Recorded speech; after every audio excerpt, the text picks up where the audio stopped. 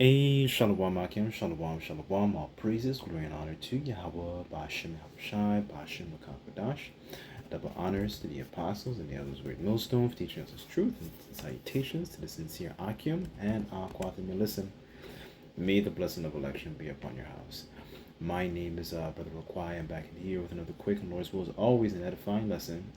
And for today's lesson, I kind of just wanted to read through one of the stories of one of our kings, one of our forefathers, and just extract some things that they did, and things that I was ill-advised, and just extract exhortation and what can we learn from some of the mistakes that some of the kings made, or just going through some of the things that they did that was actually righteous and virtuous, that we can actually extract and pull, and apply to ourselves, right? So this is I'll start off with this precept here. This is Book of Romans, chapter 15, verse 4, and it says, "For whatsoever things were written aforetime, written for our learning, that we, through patience and comfort of the Scriptures, might have hope." Now, we're going to go through the story of King Rehoboam, and I'm going to read it here. I'm going to read it in NLT, just to kind of see how it, what's going on. So essentially, this is after, King Solomon, he transgresses against the Lord. And pretty much at this point now, there's a bit of like, I don't want to say unsteadiness, but there's a little bit of uncertainty, right? So, King Solomon, now he's transgressed, and now his son, Rehoboam, has essentially taken and ascended to the throne, right? So let's go through what some of the things that King Rehoboam, is doing, and some of the mistakes that he's made during his reign, right? Because, we can always extract exhortation from these stories, things that, kings that have done well, right? But you also can extract things that, things that have made a mistake. They have done things that was, poorly ill-advised and mistaken, right? So I want to start off here. This is Second Chronicles chapter 10, or you can find it in the book of First Kings as well. I want to start here, Second Chronicles chapter 10, verse 1. I will read it in the NLT, and it says, "And Rehoboam went to Shechem, where all Israel gathered to make him king." I'm reading in the NLT. "When Jeroboam the son of Nebat heard this, he returned to Egypt, for he had fled to Egypt to escape from King Solomon. And the leaders of Israel summoned him, and Jeroboam and all Israel went to speak with Rehoboam. 'Your father was a hard master,' they said. 'Lighten the harsh labor demands and heavy taxes that your father imposed on us. Then we will be your loyal subjects.'" So this is a dialogue going on between those Israel and King Rehoboam. And it says, King Rehoboam replied, he's okay, so come back in 3 days for my answer. So the people went away. Then King Rehoboam discussed the matter with the older men who had counseled, his father Solomon. "What is your advice?" he asked. "How should I answer these people?" So here, the king, so the experienced counselors gave him the what's it called? Gave him their response, and they said, "If you are good to these people and do your best to please them and give them a favorable answer, they will always be your loyal subjects." But Rehoboam rejected the advice of the older men and instead asked the opinion of the young men who had grown up with him and were now his advisors. So it says, "What is your advice?" he asked them. "Now, how should I answer these people who want me to lighten the burdens imposed by my father?" The young men replied. So this is people who had grown up with him, right? So where was I? One second.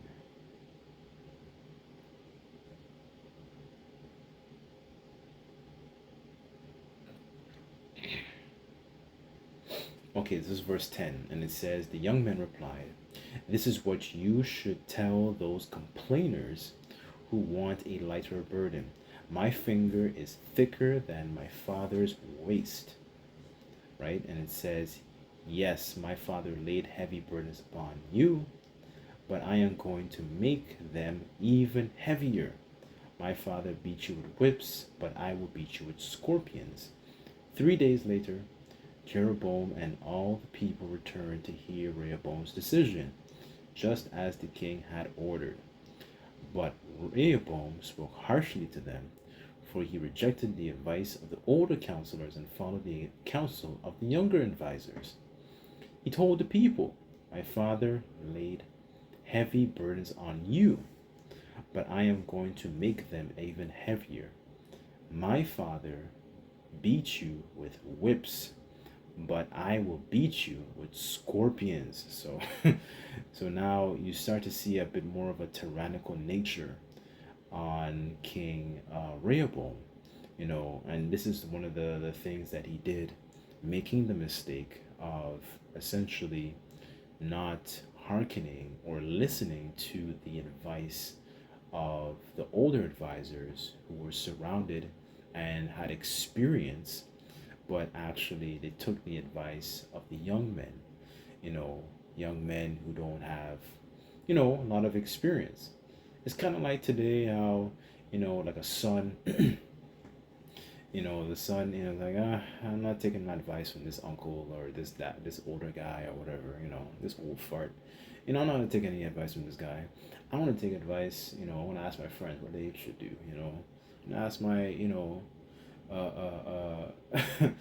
my classmates. I want to ask them. And that's kind of like painting a picture of what's actually going on here, to show you, it's so important for kings to be essentially be properly advised, and you see the consequences of a king who is poorly advised, right? So it says here, I want to read down, where was I? One second. Verse 12.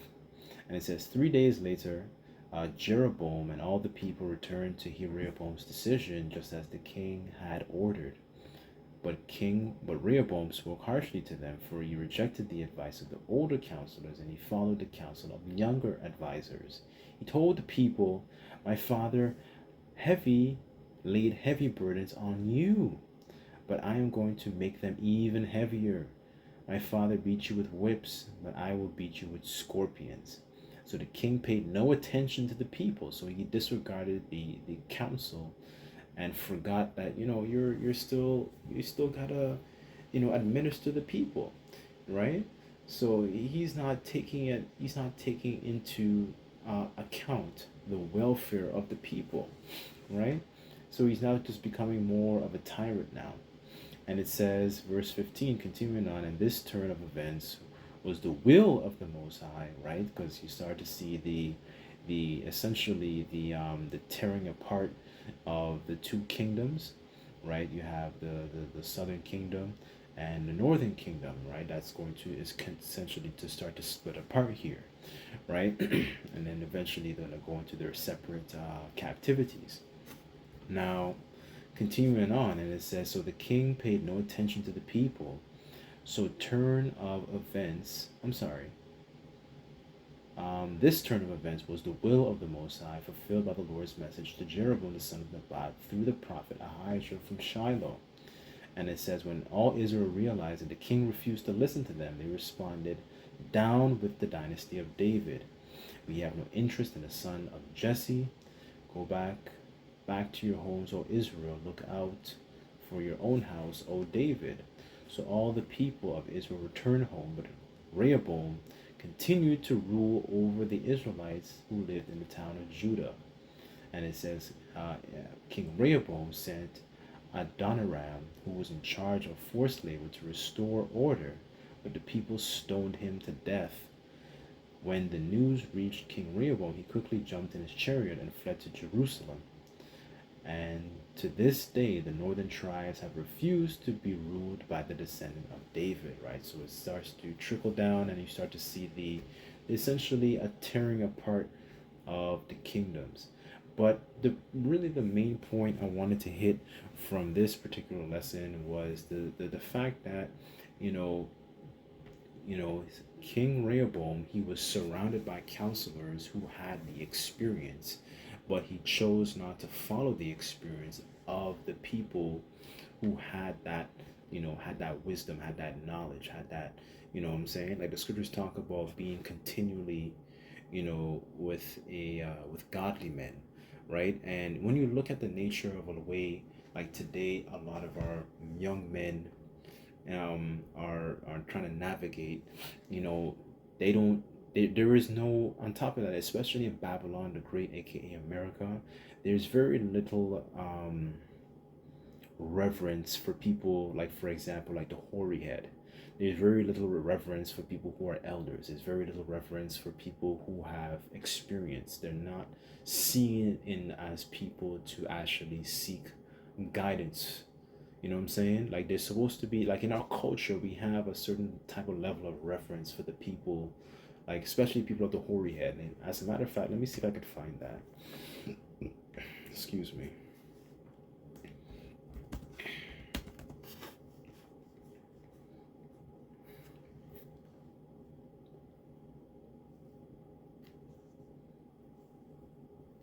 Okay, this is Leviticus chapter 19, verse 32, and it says, "Thou shalt not ri- Thou shalt rise up before the hoary head and honor the face of the old man, and fear the Lord thy power, Yahweh. I am the Lord." Right. So, in our culture, we have a certain level of reverence. We're supposed to have a certain level of a certain level of respect for people who have that type of experience, right? But when you look at the landscape of the way a lot of our young men navigate through this society, there is very very little um, care, and basically very little respect for people who have elders, right? And this is the fruits thereof. So what happens now? What happens is you create and have a culture that there is a lack of discipline, there's a lack of order, there's a lack of reverence. So now you have a bunch of children, essentially, that are headstrong. There are a bunch of children that are not essentially been broken down, and properly molded up into proper individuals.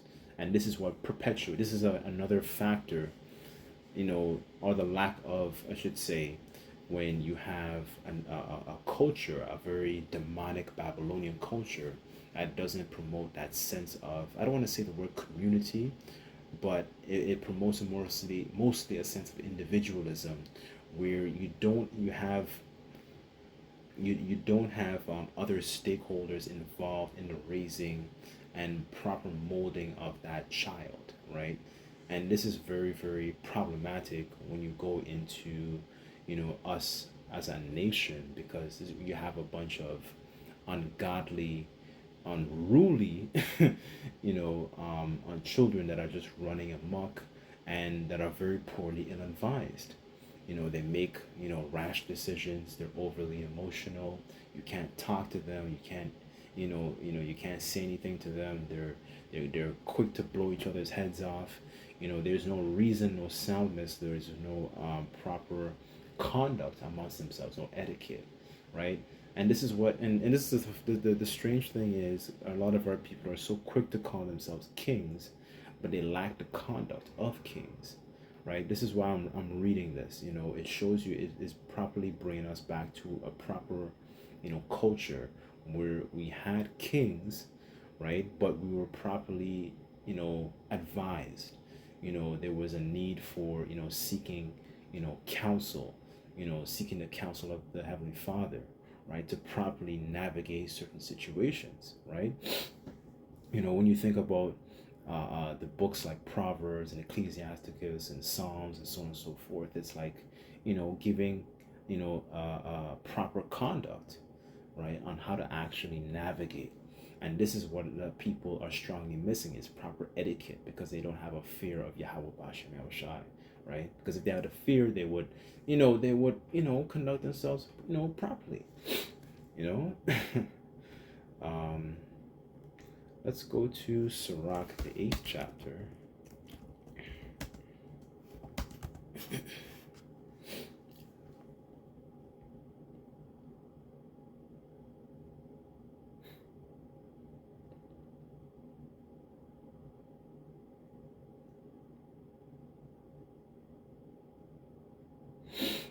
Okay, this is Sirach chapter 8, verse 6, and it says, "Dishonor not a man in his old age, for even some of us wax old.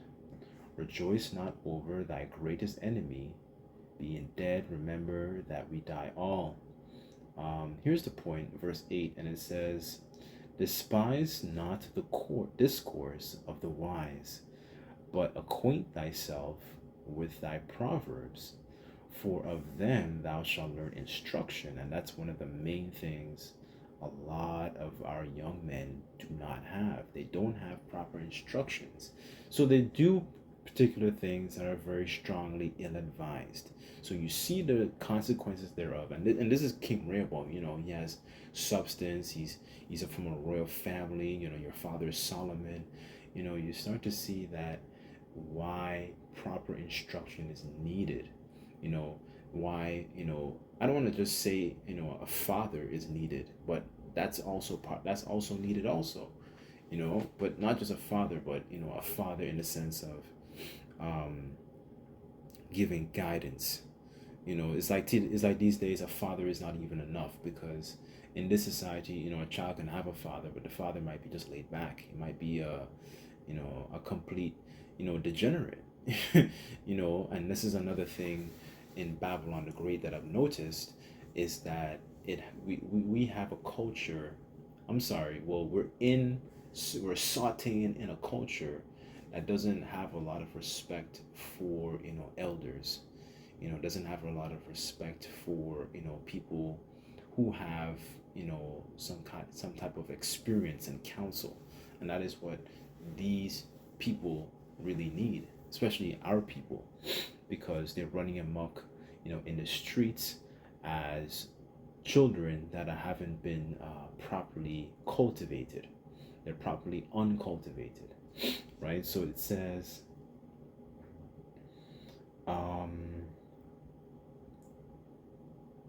continuing on in verse 8, it says, "For of them thou shalt learn instruction, how to serve great men with ease."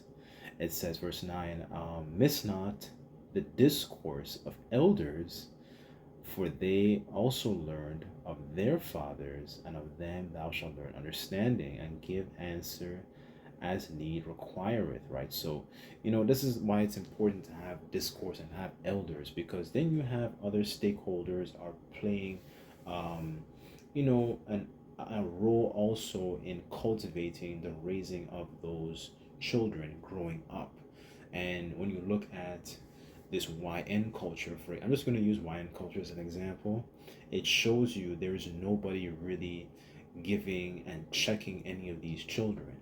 So these children are basically, they've turned into, as the scriptures talk about, menstruous children shall bring forth monsters, because they don't have other stakeholders to actually be able to properly give not just instruction, but proper wisdom into actually conducting themselves. So they conduct themselves as complete degenerates. The scriptures say that I have planted thee a noble vine, a holy and a right seed. How then art thou turned into a degenerate plant of a strange vine unto me? And part of that is also referring to the different gods that Jake subscribes to. But when you look at the nature of the practices of these different gods, it promotes a lewd behavior. You know what I'm saying? And when you really strip it away, the YN behavior really is a behavior of the original thugs, known as the Thuggies, paying homage to that goddess, that Hindu goddess known as Kali, the blue one with all the arms and stuff like that, because that in the Hindu culture, the Hindu, that god, that goddess, I should say, is the god of, is the deity of destruction. And this is the type of vibration that our people, are carrying. They're just agents of chaos, right? Until the Lord basically just has to stone them, whether it's through the ICBM missiles, or this either you either get taken out by another spirit created of vengeance, as the scriptures talk about, right? Because they did not hearken unto their own fathers, or even maybe the spiritual fathers, who also represent the prophets too, because they are the ones acting as that buffer of mercy for a lot of these ungodly children running around in Babylon, right? um that's pretty much it. I kind of just wanted to touch on that story real quick, because it's very important, to actually have proper guidance and proper um what's it called, counsel. Counsel is important. As a matter of fact, since I said that, there's one more I want to grab. Just bear with me. Let me just look for this.